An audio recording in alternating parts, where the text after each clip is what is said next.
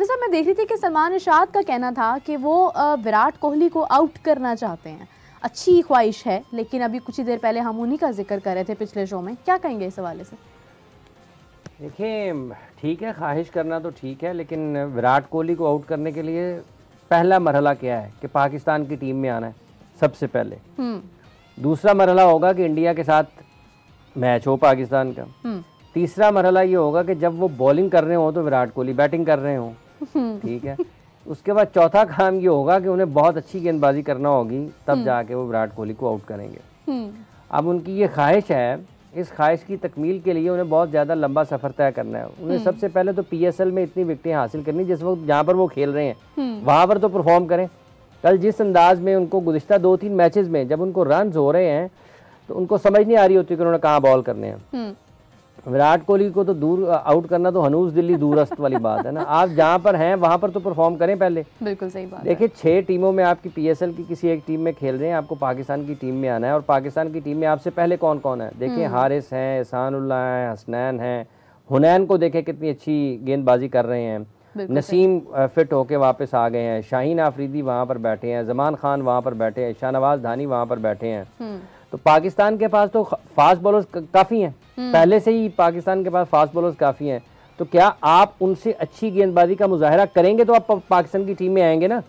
और अगर आप पाकिस्तान की टीम में आएंगे, फिर कभी पाकिस्तान इंडिया का मैच होगा, फिर आप विराट कोहली को बॉलिंग करेंगे, फिर आप उसको आउट करने की कोशिश करेंगे। ये तो ऐसे ही है ना कि अभी मतलब आपने चांद पर जाना है और आपको ये नहीं पता कि आपने चांद पर कैसे जाना है, बस जाना है ठीक है। कि तो ठीक है, ख्वाहिश करना हर खिलाड़ी, किसी इंसान का भी ख्वाहिश करना हक है, लेकिन उसकी बुनियादी ख्वाहिश है कि उसको ख्वाहिश करनी चाहिए। लेकिन यहाँ पर जब आप इस मामले में बात करते हैं, देखें, दुनिया का हर बॉलर ये चाहेगा कि वो दुनिया के बेहतरीन बल्लेबाजों की विकेटें हासिल करे। जैसे बाबर आजम की विकेट हासिल करना किसी भी बॉलर के लिए एक बहुत बड़ी कामयाबी समझता है। वो उसका कोई नौजवान गेंदबाज उनको आउट करे, उसके लिए और ज़्यादा खुशी की बात होती है।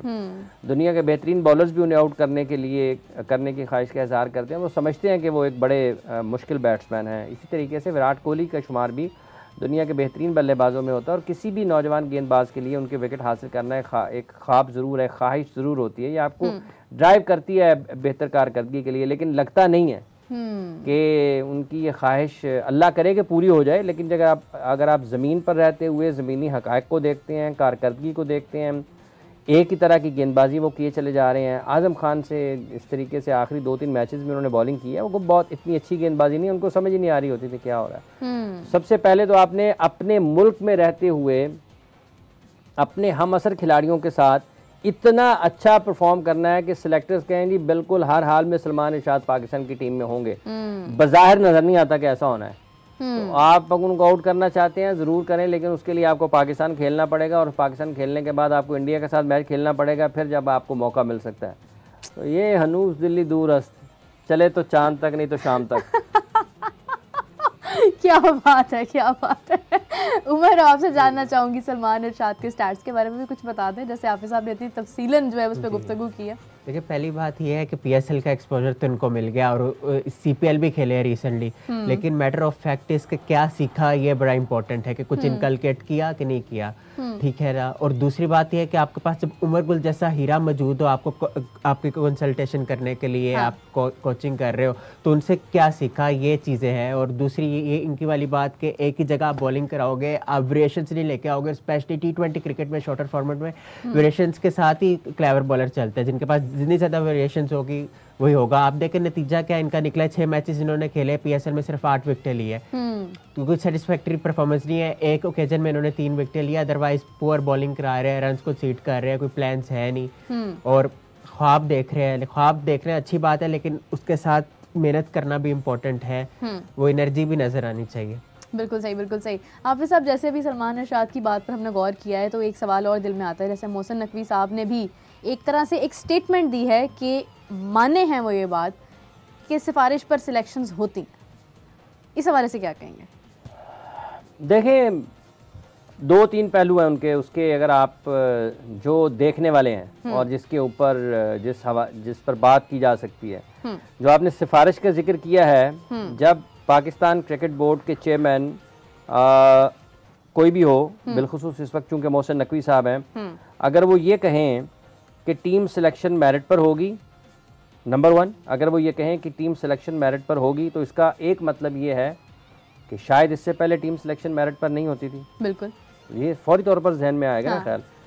तो एक बात तो यह है कि हो सकता है कि फिर पाकिस्तान क्रिकेट टीम में सिलेक्शन मेरिट पर नहीं होती और सिलेक्शन जो मेरिट है उसकी धज्जियाँ उड़ाई जाती हैं। एक तो ये बात मान लेनी चाहिए, अगर उन्होंने कहा है, ये हम अपनी तरफ से नहीं कह रहे हैं, तो नजरिया तो ये मोहसिन नकवी साहब के जो कि चेयरमैन पाकिस्तान क्रिकेट बोर्ड हैं, ये उनकी तरफ से आया। हाँ। ठीक है जी।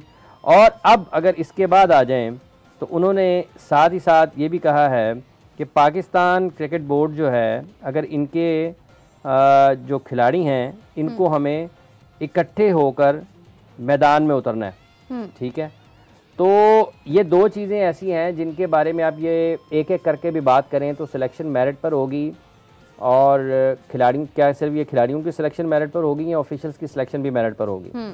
आपको सिर्फ खिलाड़ियों की सिलेक्शन मेरिट पर करने की ज़रूरत नहीं है, आपको ऑफिशियल्स की सिलेक्शन भी मेरिट पर करने की ज़रूरत है, क्योंकि जितने खिलाड़ी अहमियत रखते हैं उतना ही कोचिंग स्टाफ भी अहमियत रखता है, उतनी टीम मैनेजमेंट भी अहमियत रखती है, क्योंकि इन्हीं खिलाड़ियों की जो रिपोर्ट है वो कोचिंग स्टाफ या टीम मैनेजमेंट ही तरतीब देती है, तैयार करती है और बताती है कि कौन कैसा खेला, कैसा नहीं खेला, किसको कैसा खेलना चाहिए था। जैसे मोहम्मद हफीज़ इन दोनों अपने मुख्तलिफ ख्यालात जो उनका तजुर्बात है पाकिस्तान टीम के साथ बहसीत डायरेक्टर और हेड कोच, वो अपने ख्यालात का इजहार कर रहे हैं। तो इसका ये मतलब है कि अब अगर टीम सिलेक्शन मेरिट पर नहीं होती है, टीम सिलेक्शन मेरिट पर होगी, तो उसका मतलब ये है कि इससे पहले सिलेक्शन मेरिट पर नहीं होती थी। उन्होंने इसके अलावा भी 1-2 चीज़ें जिक्र की हैं, मेरा ख्याल है कि जिसमें उन्होंने कहा है कि उसका या फ़लाँ इनको जो है ना, हमने परफॉर्म करने वाले हर खिलाड़ी के साथ खड़े हैं। ठीक है, अच्छे खिलाड़ियों को टीम में आने के लिए, हाँ अब फ़लाँ का बंदा या फ़लाँ की मर्ज़ी, ये टीम सिलेक्शन के साथ जुड़ी चीज़ है, ये टीम सिलेक्शन के साथ जुड़ी चीज है। अगर चेयरमैन पाकिस्तान क्रिकेट बोर्ड ये कहते हैं कि ये फलां बंदा, फलां खिलाड़ी किसी एक शख्स के कहने पर मुंतखब हो गया, या किसी के बारे में ये राय है कि ये फलां की वजह से टीम में आता है, या फलां इसको पसंद करता है तो टीम में आता है, ये बातें अगर उन्होंने की हैं तो इसका मतलब ये है कि वो गुज़िश्ता कई दिनों से ये चीज़ें सुन रहे होंगे। वो इससे पहले पाकिस्तान के सबसे बड़े सूबे के निगरान वज़ीर आला रहे क्या, और ये ऐसे तो नहीं, और उससे पहले वो पाकिस्तान में एक मीडिया हाउस भी के मालिक भी हैं। ठीक है जी, उनका अखबार भी है, टीवी चैनल्स भी हैं, तो वो हर वक्त 24 घंटे उनको देखते होंगे। तो जो मीडिया रिपोर्ट करता होगा, खुद उनके टीवी चैनल पर भी रिपोर्ट होता होगा खिलाड़ियों की कारकर्दगी के हवाले से, टीम में मन पसंद नापसंद के हवाले से, तो उनकी नज़र में तो होगा। और ऐसा नहीं है कि वो सिर्फ एक सहाफ़ी होने की हैसियत से सिर्फ वो टीवी पर चलती हुई खबर को समझे तक महदूद हो जाए, नहीं ये ठीक हो, वो उसके पस मंजर में जाने की भी कोशिश करते होंगे। बिल्कुल ऐसे ही है, बिल्कुल ठीक है। फिर जब आप एक मीडिया हाउस चला रहे होते हैं, आपके मालूमात के जराए भी और होते हैं। फिर जब आप मुल्क के सबसे बड़े सूबे के निगरान वज़ीर आला बन जाते हैं, आपके मालूमात के जराए और हो जाते हैं। और फिर जब आप चेयरमैन पाकिस्तान क्रिकेट बोर्ड बन जाते हैं, फिर आपके मालूमात के जराए और हो जाते हैं। तो इन सब चीज़ों को देखते हुए, इस तजर्बे को देखते हुए, इस पस मंजर को देखते हुए, ये दोनों चीज़ें हैं, इनको नजरअंदाज नहीं किया जा सकता कि ये बातें बिला वजह नहीं है। और उनको ये भी पता है वो ऐसे नहीं है। ठीक है, उनको ये भी पता है, वो ये अच्छी खासी समझ बूझ रखते हैं। अल्लाह करे कि वो पाकिस्तान क्रिकेट के लिए फायदेमंद हो कि कब, कहां पर, किसको क्या पैगाम देना है।